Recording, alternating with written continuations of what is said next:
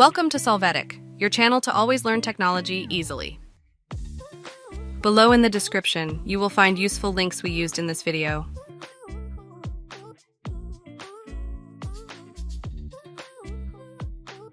Today in Solvetic, we will see how to delete emails from one sender Gmail. Open your Gmail email, open the desired email, and there you will select and copy the address of that sender. Now go back to the inbox and in the search mail field enter from : and paste that address. Press enter to see all emails from that sender. Now click select to choose them all. Finally click delete.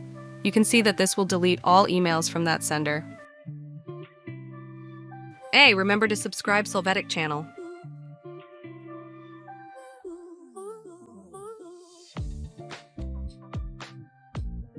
We hope it has been helpful for you.